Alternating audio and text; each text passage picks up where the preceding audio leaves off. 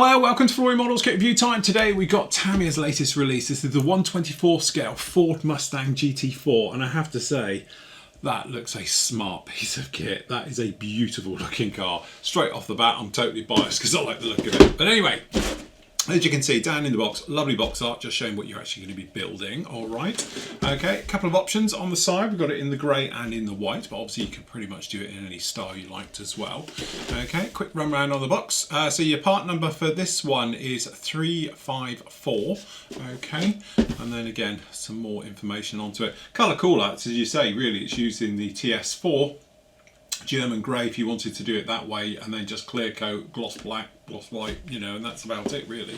So there's not a lot of really colours you're going to need. Okay, so in the box itself we can see we've got the body, and we've obviously got some chrome parts, which is quite nice. We've got some tyres, some very skinny tyres, clear parts, no problem at all with that. And then obviously we've got the chassis and the underside, roll cage, things like that. Usual way. Then we've got a couple of black parts for the gear and the various bits and pieces. Alright, so straight away we've got a little pull-out bump sheet all about the car itself, and obviously for your decal placements and things like that. So there is a couple, but let's face it, you could do it in any particular colour you wanted to.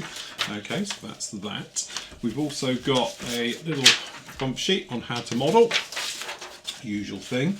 We've got then the decals, we're thinking maybe a little bit of chrome part in there, and obviously we've got a mask set.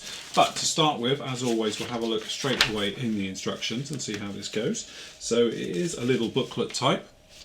So again, you have got A and B types. I don't know what the differences will be right the way through, but we'll have a look at that one. So usual thing, we're working on the underside, putting in the actual suspension.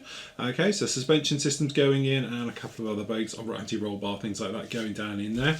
No real engine as such, but we've got a transmission going to be going down into the transmission tunnel down in there like that, but that's really about it.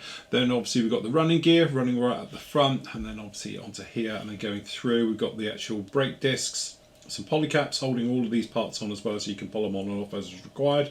Okay, so we've got all of those parts down in the suspension, stuff like that. Okay, running right the way round. So we've got the front suspension system being fitted all in there like that. Then we've actually got the tie rod going through.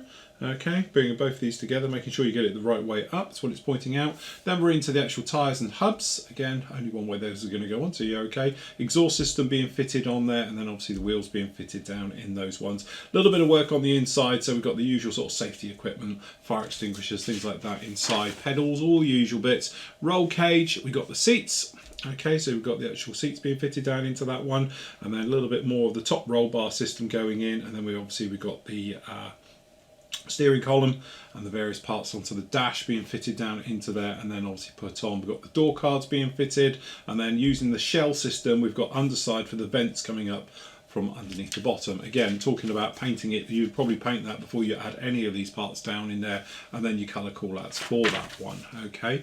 Front end then, so obviously we've got headlights, usual bits and pieces being fitted into there, some of the grille work going into those right the way round, add in all the forward valances, stuff like that. Looks like they're carbon fibre effect.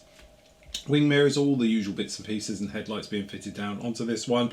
And then we got the masking system. So again, it's always a bugbear of mine if you follow any of these. I wish these were die cut, it'd make things so much easier, but basically cut around them all and then you can stick them in. Okay, a little bit of backfilling as you'd expect, and then the glass work all being fitted down into those. Then you've got the actual side runners going onto this one, and then obviously mounting up top and bottom for the chassis to the body being fitted down onto this one, underguard being fitted down underneath there, and then obviously spoilers and balances and, you know, all the various things onto the back, handles, all those little bits that really make all the difference with this one.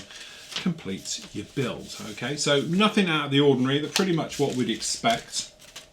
So down in here we have, get into these, I do hate staples, they drive my head in because usually I've ripped my hand open on them. Okay, so, and you can never get anything out. So not really worried about that one. Okay, but if we just change over my camera angle, there we go. Okay, so just down in here we've got the smaller ones. So basically you've got all the stencil type data and the advertising bits, little bits down in the dash being fitted down in there. We've got these, which that's beautiful, nice metal effect down in there, as you can see. Good solid white, solid black. That carbon fibre effects we were talking about for the various parts on this one. As you can see, generally no problem with the decals at all. Really very nice indeed. And whilst we're at it, for a change, we'll go straight into the clear parts. Since we've got them all to hand, we can do some of these smaller parts first. So again, as you can see, absolutely crystal clear, as we would expect right the way through with all of those. So you've got the headlights, all these areas, no problem at all with that whatsoever. That's beautifully done. Then we've got some of the chrome parts. There's not a lot of point popping these out because you can see them just like that. So we've got the headlights, some of the grills, some of the detail parts, mirrors, usual things, just like that as well. And we've got the tyres. And we have a quick skid in the tyre, see what we've got. Okay, so polycaps and tyres all down in here as well. So we don't have any actual wording or anything on here, and we have got a little bit of a centre seam running through the tyre, but actually that shouldn't be too much more. It's very, very faint, and you can just sand that one out. Okay, next we've got the body shell, which is probably the most important part on the kit. So down in here, good solid white, beautiful finish to it. As you can see, that's very, very nice indeed. Okay, good thing. I've got no sink marks, I've got nothing at all. Actually, that's pure, beautifully done. That's absolutely clean. Very, very nice indeed. Some shapes around the back. Really very, very nice indeed. Okay, so as we're on the white, let's drop down to the bottom. So we've got the sort of chassis and the underside down in here, so it's all sort of moulded. Again, that all looks very, very nice indeed. Can't see any problems with that at all. So if we start up in here, we've got the roll bar.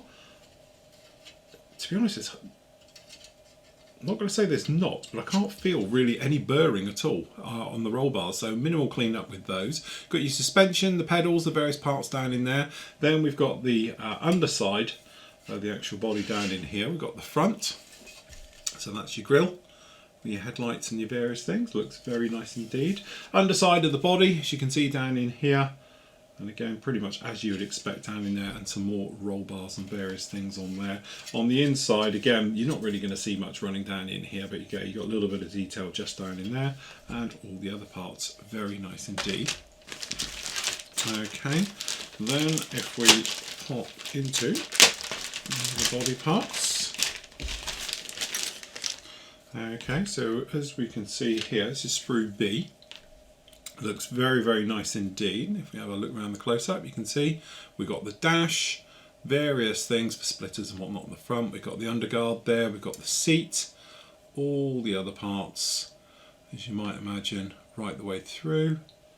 And again, the grills, front valance, side skirts, door cards, door vents. Again, they're all very nicely done, and they're all beautifully, cleanly, crisply moulded. No sink marks, no nothing at all. There's a little bit of burring on here, but again, very, very Tamiya-esque, shall we say, because you're expecting good things from Tamiya. I'd expect nothing less from them, and you're not going to be disappointed with this particular one. Okay, on C, you can see down here some of the smaller parts, and then obviously a lot of the drivetrain, the suspension, we've got the wheels, exhaust, things like that down in here. And again, probably see looking very, very nice indeed. Good detail even on these underparts as well, which is really nice to see. Good work on these hubs. Okay, all of these areas. There's the transmission, front end suspension systems. Yeah, actually that's actually really very, very nice.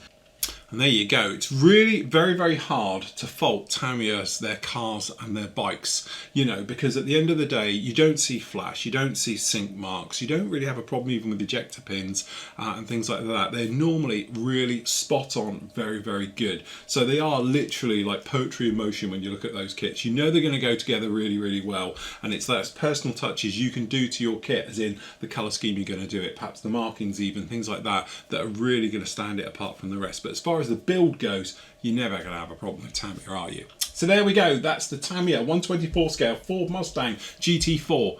An absolute must.